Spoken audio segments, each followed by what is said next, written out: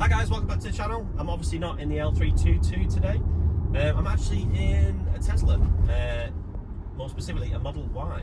For some reason I've never actually driven an electric car, never mind a Tesla. I've obviously had the BMW 330e, which was a plug-in hybrid, so, you know, halfway there. But yeah, for some reason just never driven an EV. It's a bit bad given that I do run a small automotive channel. But yeah, it just never really interested me. I've just seen them more as like a bit of a phone or an appliance rather than an actual car. But yeah, I've got the opportunity to test drive this today, not by any special means. For anyone who's interested, you can literally book a test drive with Tesla at loads of different locations. Obviously not sponsored by Mr. Musk, but yeah, there's a garage near me and I just repeatedly noticed these two Teslas parked up with little special Tesla cones. Went to have a quick nosy, and you can just scan the QR code and pretty much test drive them there and then. All you got to do is put a few details in and take a picture of your license. So thought, why not? May as well have a little go.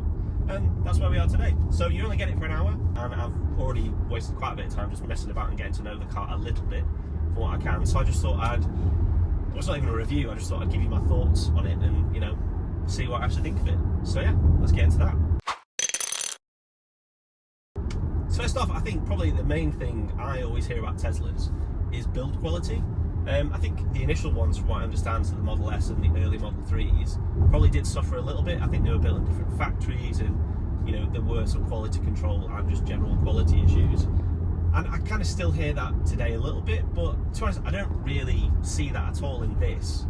You know, obviously the Model Y is a bit more premium than the Model 3, but, you know, after spending a good sort of 30-40 minutes in the car, you know, there are a few things that come to mind when it comes to quality. I mean, the main one is probably this sun visor. I flipped it open and then closed it and it made this horrific noise. I'll give you an example. One more time. That feels cheap. But everything else, look, like sort of the plastics, they're all squishy, they're not scratchy.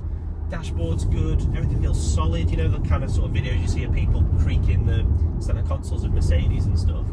That doesn't really happen in this car. And yeah, overall, the quality is good.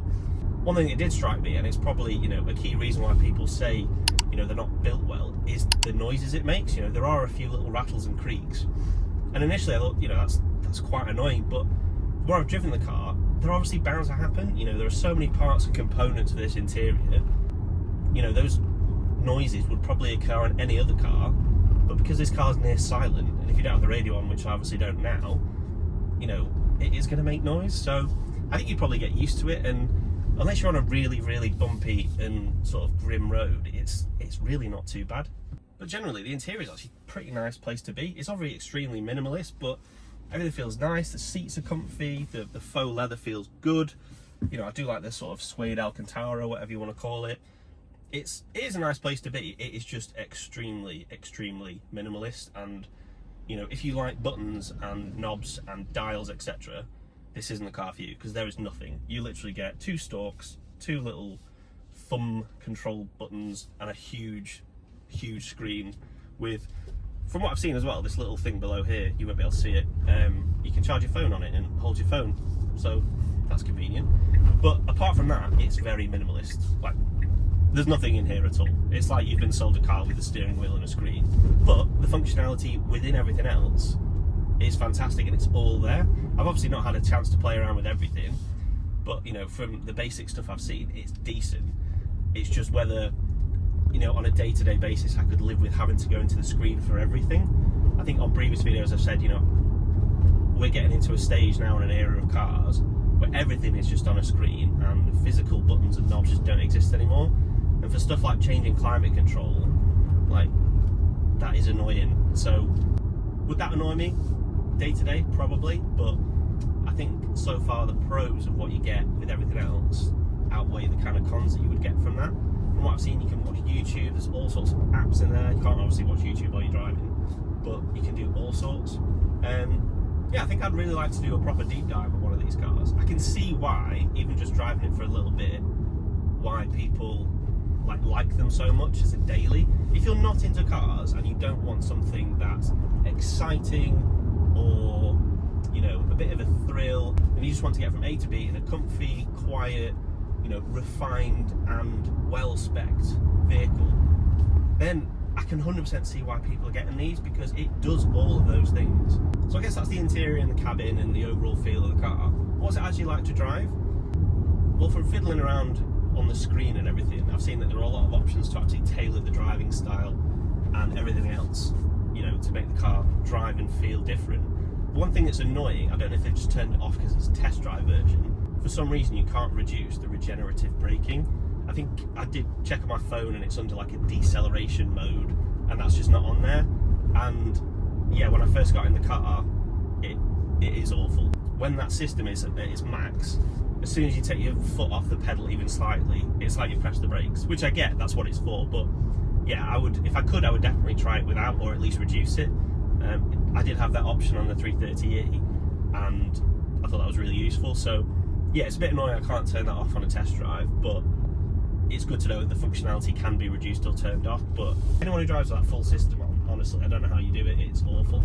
I'm sure you get used to it over time, but yeah, not for me, that at all. Like I said, you know, there are a few rattles and noises when it comes to sort of going over rougher roads, but the handling's really, really good. You can adjust that in the system, you know, it gives you a bit of flexibility on how you want to adjust your driving style. The suspension is pretty soft, but like not soft enough that it's like wafty. You know, there's enough play in the suspension to iron out the relevant bumps, and I think that's obviously helped out by the thicker tyres. But yeah, I've got no complaints whatsoever about the actual, you know, comfort and drive of it. This obviously is a big car. It's not actually the biggest car, but it weighs quite a lot. I think it's near 2 tons, which is quite, you know, chunky for its size. But you can definitely still shift it into some bends. It doesn't feel cumbersome, you know, it feels a little bit light on its toes, and obviously, you know, it accelerates like an absolute shovel. I know that's been obviously mentioned numerous times on reviews, but until you try it out, you cannot get over the unreal acceleration that these cars produce, because obviously, you know, there's no conversion, it's just instant torque, and that really, really does liven this car up. As a daily, it probably, you know, can be a little bit dull, but I probably wouldn't get bored of that feature for some time. And I think, you know, that's probably one of the best features of these cars, is just the acceleration. I'm going to do it again. I'm going to try hold my neck forward. No, impossible. I don't know if you can do a self-whip lash claim, but I think you probably need it with this car, because they are quick. When you get over sort of to 20 or 30 miles an hour and you accelerate, there's probably not much out there that'll beat you. And obviously the speed limit is 70 in the UK, so you wouldn't need anything quicker than that, would you? No. You know what, I'm actually pleasantly surprised with this car, and probably EVs in general.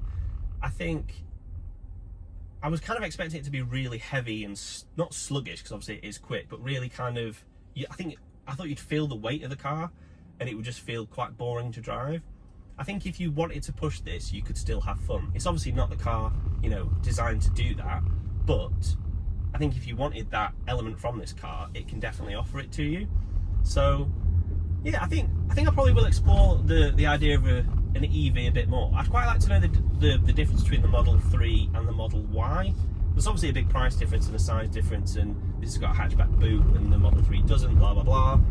But, you know, is there much of a difference in build quality?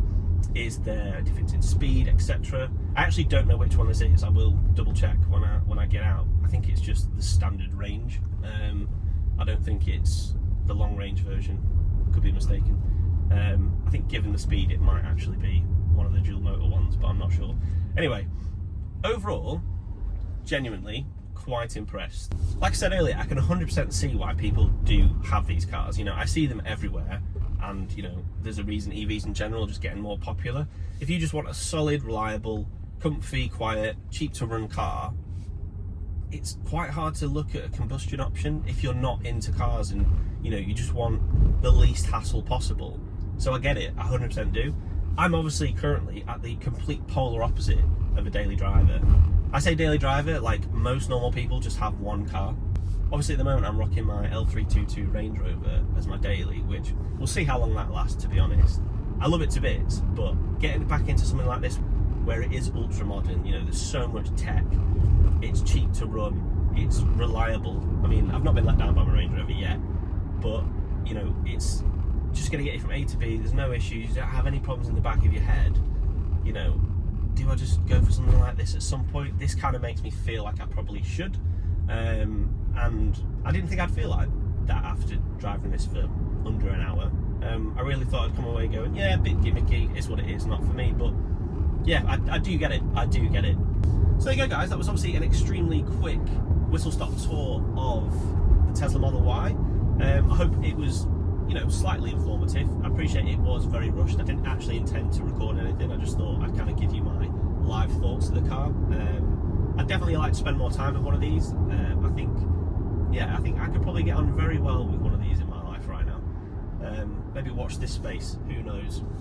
So yeah, if you enjoyed the video, don't forget to give that button a thumbs up, and if you're not already subscribed to the channel, do give that button a little slap for me. And once I've gone past this roundabout, I'll see you in the next one. Cheers, guys.